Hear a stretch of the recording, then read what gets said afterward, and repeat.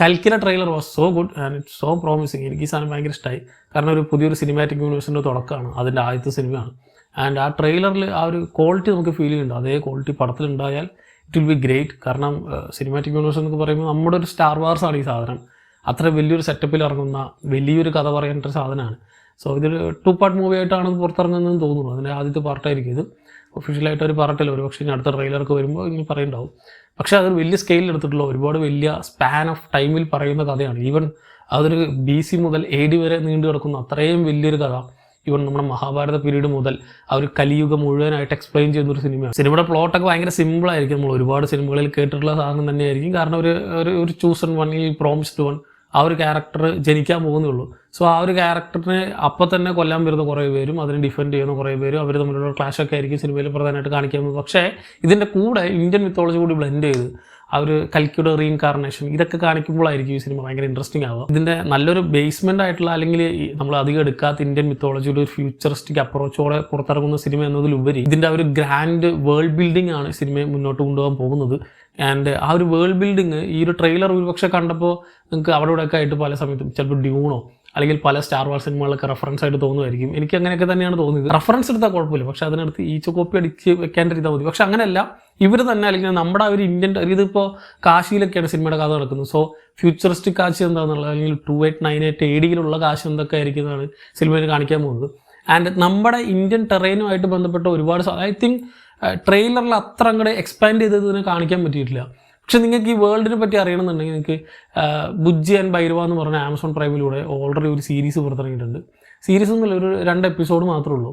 ഒരു 10-14 മിനിറ്റ് വരുന്ന 2 ചിലപ്പോൾ അത് കണ്ടിട്ടുണ്ടെങ്കിൽ ചിലപ്പോൾ ഈ ഒരു ട്രെയിലർ കാണുമ്പോൾ കുറച്ചും കൂടി ഇൻട്രസ്റ്റിംഗ് ആവും.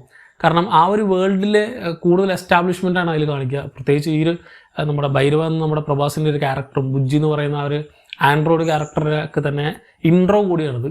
സോ ഇതിൽ ഇൻട്രോ ഇനി പടത്തിൽ എങ്ങനെ ഇൻട്രോ വരുമ്പോൾ എങ്ങനെയായിരിക്കും ഒരു പുറത്തില്ല. സോ ഓൾറെഡി ആ ഒരു ക്യാരക്ടേഴ്സിൻ്റെയും ആ ഒരു വേൾഡിൻ്റെയും അതിലുള്ള മറ്റു പല പ്രധാനപ്പെട്ട ക്യാരക്ടേഴ്സിൻ്റെയൊക്കെ തന്നെ ഇൻട്രൊഡക്ഷൻ അതിൽ കാണിക്കാൻ പറ്റും. ഇപ്പോൾ പശുപൂതിയുടെ ക്യാരക്ടറുണ്ട്, പിന്നെ നമ്മുടെ അന്നാബൻ, ഇവരുടെയൊക്കെ ക്യാരക്ടർ ആ ഒരു സീരീസ് വരുന്നുണ്ട്, ആ ഒരു ആനിമേറ്റഡ് ഷോർട്സ്. സോ അതും നല്ല ക്വാളിറ്റി ഉണ്ട്. ആ ഒരു വേൾഡ് ബിൽഡിങ് അതും നല്ല പ്രോപ്പറായിട്ട് ചെയ്തിട്ടുമുണ്ട്. സോ ആ വേൾഡ് ബിൽഡിങ്ങിനെ പറ്റിയും ആ ഒരു വേൾഡിനെ പറ്റിയും കൂടുതൽ അറിഞ്ഞാൽ ഈ ഒരു ട്രെയിലർ കുറച്ചും കൂടി പ്രോമിസിംഗ് ആയിട്ട് തോന്നും. കാരണം അത്രയും വലിയൊരു ഗ്രാൻഡ് സ്കെയിലുള്ള സാധനമാണ് ഇവർ ഒരുക്കുന്നത്.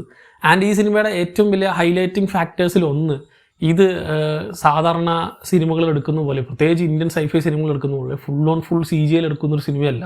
ഒരുപാട് മെക്കാനിക്കലായിട്ടുള്ള സാധനങ്ങൾ യൂസ് ചെയ്തിട്ടുണ്ട്. പ്രത്യേകിച്ച് ഇതിൽ കാണുന്ന ആ ബുജ്ജി എന്ന കാറടക്കം അത് മഹീന്ദ്രയൊക്കെ ഉണ്ടാക്കിയതാണ്. ഇതുപോലത്തെ ഈ സിനിമയിൽ വരുന്ന കുറേ വെഹിക്കിൾസും ബാക്കിയുള്ള കുറേ രാമോജി റാവു ഫിലിം സിറ്റിയിൽ ഇവർ സെറ്റ് ഇട്ടിട്ടാണ് ഈ സാധനം എടുക്കുന്നത്. അല്ലാണ്ട് നമ്മളിപ്പോൾ ആദിപുരുഷി കണ്ട പോലെ ഗ്രീൻ സ്ക്രീൻ അടിച്ച് ഉണ്ടാക്കിയ പരിപാടിയല്ല.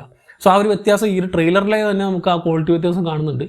പടത്തിൽ അതുപോലെ തന്നെ ഉണ്ടായാൽ മതി. പൈസ ഇറക്കുമ്പോൾ ഇങ്ങനെ ഇറക്കണം എന്നാണ് ഇത് കണ്ടപ്പോൾ എനിക്ക് തോന്നിയത്. സംഭവം ശരിയാണ്. ഒരുപാട് അവിടെ നിന്നൊക്കെ റെഫറൻസ് എടുത്ത പോലെയും പല സിനിമകളിലെ അല്ലെങ്കിൽ പല ഹോളിവുഡ് സിനിമകളിലെയും കണ്ടന്റുകളിലൊക്കെ ടച്ച് ഉണ്ടെങ്കിലും ഇൻസ്പയർഡ് ആയിട്ട് നമ്മുടെ കയ്യിൽ നിന്ന് എടുക്കുന്ന സ്ക്രാച്ചിൽ നിന്ന് എടുക്കുന്ന പുതിയൊരു സാധനമായാൽ ഒരു ഗംഭീര സാധനമായിരിക്കും എന്ന് തന്നെയാണ് എൻ്റെ പ്രതീക്ഷ. ആൻഡ് മറ്റൊന്ന്, ഒരു പ്രഭാസ് സിനിമ ആവാതിരിക്കണം എന്നും കൂടി ഉണ്ട്. പ്രഭാസിന് കുറ്റം പറയല്ല, അങ്ങനെ മാത്രം കോൺസെൻട്രേറ്റ് ചെയ്ത് ഇറക്കേണ്ട ഒരു സിനിമയല്ല. അതൊരു എപ്പിക് സ്കെയിലിൽ ഇറക്കേണ്ട, ഒരു വലിയ കഥ പറയേണ്ട. ഈവൻ അമിതാഭ് ബച്ചൻ്റെ അശുദ്ധാത്മ എന്നൊരു ക്യാരക്ടറൊക്കെ ഉണ്ട്. സോ ആ ഒരു ക്യാരക്ടറൊക്കെ ഇതിന് ട്രെയിലറിൽ തന്നെ ആ ഒരു മഹാഭാരത സീക്വൻസ് ഒക്കെ കാണിക്കുന്നുണ്ടായിരുന്നു. സോ അതൊക്കെ എങ്ങനെ വരുന്ന ഒരു പിടുത്തില്ല. കാരണം ഐക്കോണിക് ആയിട്ടുള്ള ഒരു സീക്വൻസ് ഒക്കെ ആയിരിക്കും അത്. സോ അത് മുതലുള്ള ഇപ്പോൾ ദീപിക പടുക്കോൺ ക്യാരക്ടറുണ്ട്, കമലഹാസൻ്റെ ആ ഒരു ജസ്റ്റ് ഒരു ഗ്ലിംസ് മാത്രമേ നമുക്ക് കാണിച്ചിട്ടുള്ളൂ. അത് കറക്റ്റ് നമ്മുടെ സ്റ്റാർ വാർസിലെ എംബറർ പോലെ ഉണ്ടായിരുന്നു.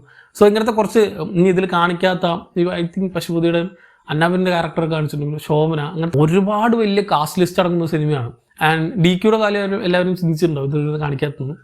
ഒരു മിനി സ്പോയിലർ ആണെന്ന് തോന്നുന്നു. എൻ്റെ ഒരു പ്രൊഡിക്ഷനാണ്. ഐ തിങ്ക് ദീപികയുടെ വയറ്റിലുള്ള ഒരു കുഞ്ഞു കുട്ടി is DQ and he will be the കൽക്കി, അല്ലാണ്ട് പ്രഭാസ് ആയിരിക്കില്ല. പ്രഭാസ് ഭൈരവ എന്നൊരു സാധാരണ ക്യാരക്ടർ, ഒരു ബൗണ്ടി ഹണ്ടർ ക്യാരക്ടറാണ്. അതാണ് ഞാൻ പറഞ്ഞത്, ഭൈരവ ആൻഡ് ബുജ്ജി എന്ന ആ ഒരു സീരീസ് കണ്ടു നോക്കുക. അതിൽ നിങ്ങൾക്ക് മനസ്സിലാവും ഈ ഒരു ക്യാരക്ടേഴ്സ് എന്താണെന്നുള്ളത്. ആൻഡ് ആ ഒരു AI, ആ ബുജ്ജി എന്ന് പറയുന്ന AIക്ക് വോയിസ് ഓവർ കൊടുത്തിട്ടുള്ള കീർത്തി സുരേഷാണ്.